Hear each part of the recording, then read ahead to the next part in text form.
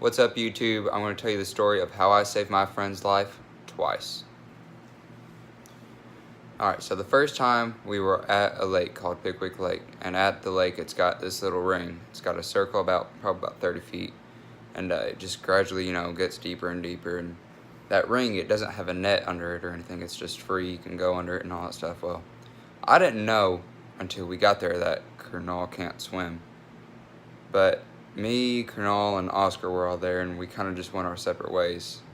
And I turn around and I see Kernal. His head's underwater, and all I see is a foot just dangling over the circle.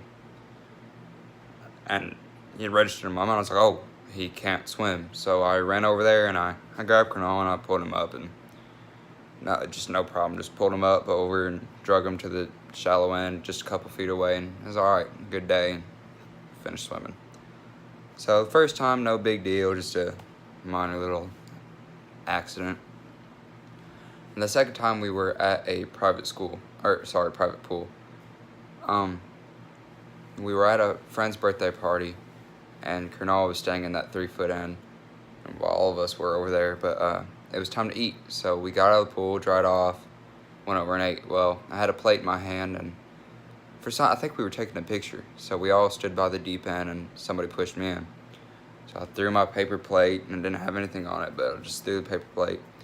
And I came back up, and I noticed Kernal was in the pool. I guess, and to this day, we don't know who pushed him in. I think it was,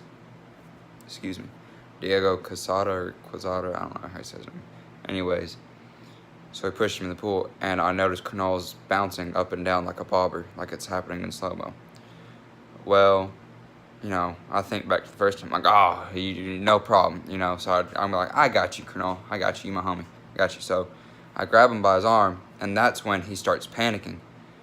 And next thing I know, his hands are around my throat, pushing me under. I can't breathe. I've got scratches all up and down my neck. Kernal is just fine, by the way. His head's up above water. He can breathe, and I'm dying.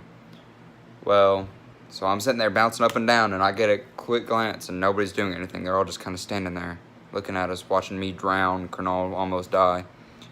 So, I get the chance, and as my mouth's full of water and I'm starting to slowly fade out, I scream, help, help, help me.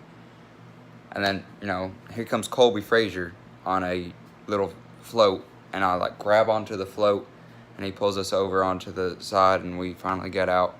I get up, and I've got scratches all over my chest and neck, and I'm in pain, and I can't breathe. Kernal was just fine the whole time. But point of the story is, get a lifeguard or an adult or somebody else who knows what they're doing. And if you can't swim, don't go beside 11-foot deep pool. And don't push somebody in who can't swim, because you never know what's going to happen. But that's all for now. That's all I've got for tonight. Quick little story time on how I saved my friend's life twice. See ya.